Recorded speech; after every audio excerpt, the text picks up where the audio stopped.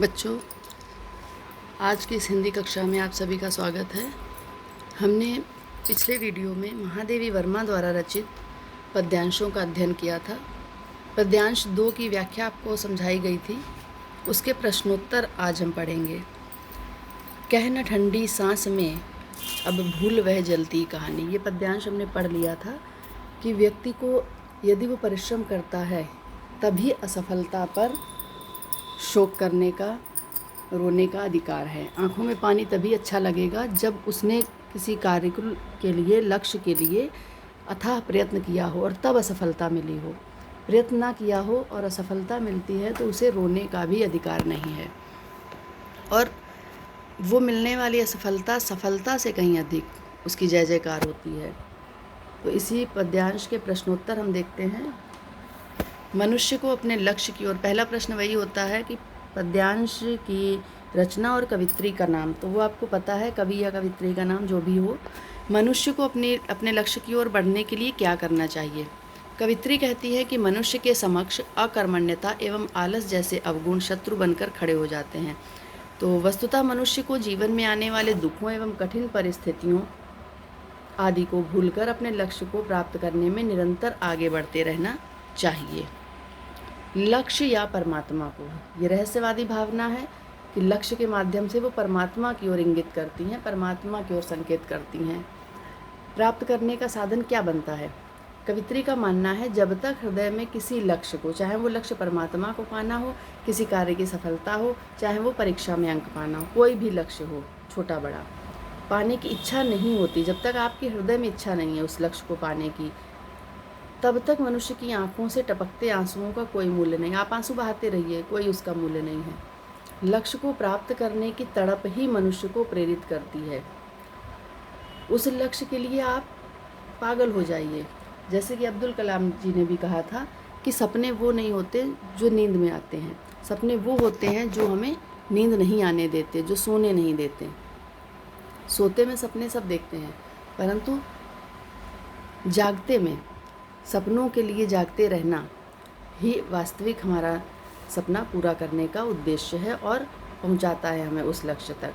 परमात्मा को पाने का साधन या माध्यम बनती है। वो जो तड़प है आपके अंदर, जो उत्सुकता, जो लगन, वही आपको उस लक्ष्य तक ले जाती है।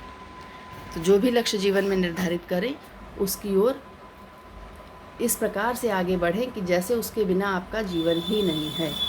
भले उसको जीवन से नहीं जोड़ना चाहिए, ये बात भी सही है, परंतु असफलता मिले या सफलता मिले, दोनों को स्वीकार करते। अगर असफलता है तो कहीं ना कहीं चूक हो गई है, कहीं ना कहीं कमी रह गई है, अगली बार दुगने प्रयास के साथ फिर से जुटे उस लक्ष्य को पाने में, परंतु प्रयास करते रहें।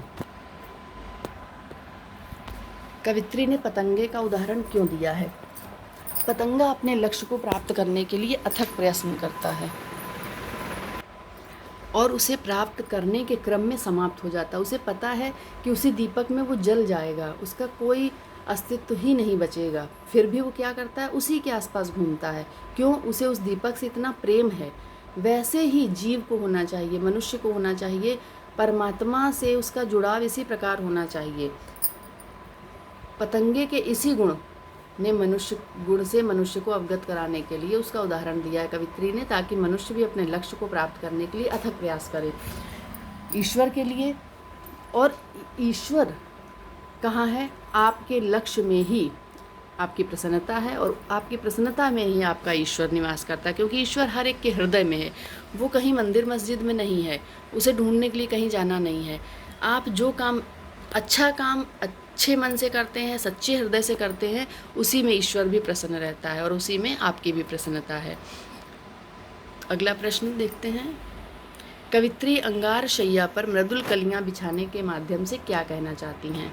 अंगार शैया पर मृदुल कलियां बिछाने के माध्यम से कवित्री ये कहना चाहती हैं कि साधक जो साधना करता है, तपस्या करता है, तुझे अपनी तपस्या से संसार रूपी अंगार शैया, ये संसार क्या है, अंगारों की सेज है, अंगारों का बिस्तर, अंगारों की शैया, अर्थात कष्टों भरे इस संसार में फूलों की कोमल कलियों जैसी आनंदमय परिस्थितियों का निर्माण करना है। हम सब क्या करते हैं, परिस्थितियों को दोष देते हैं, परंतु हम चाहें तो अपनी परिस्थितियों को अंगारों से फूलों में बदल सकते हैं अपने कार्यों के द्वारा। कवित्री ने यही संदेश दिया है यहाँ पर। प्रस्तुत पद्यांश की भाषा शैली पर टिप्पणी कीजिए। प्रस्तुत काव्यांश की भाषा क्या है? तत्सम शब्दावली। महादेवी वर्मा जी ने, उनकी जो भाषा है वो तत्सम शब्दावली से युक्त है वैसे भी, और जो भावों को व्यक्त करने में पूर्णतः सक्षम है। भाषा सहज, सरल, प्रवाहमयी। इस पद्यांश में लयात्मकता, क्योंकि गीत है, गीत शैली ही है महादेवी वर्मा की, तो गीत शैली के कारण तुकांत होना जरूरी है। जो राइमिंग वर्ड्स हैं, तुकांतता का गुण विद्यमान है, और इनकी शैली गेयात्मक हो गई है, गेय शैली है, गीत शैली कह सकते हैं जिसे। तो ये 5 प्रश्न इस पद्यांश के थे। अब अगला पद्यांश हम पढ़ेंगे और उसके पश्चात अगले पद्यांश के प्रश्नोत्तर करेंगे। धन्यवाद।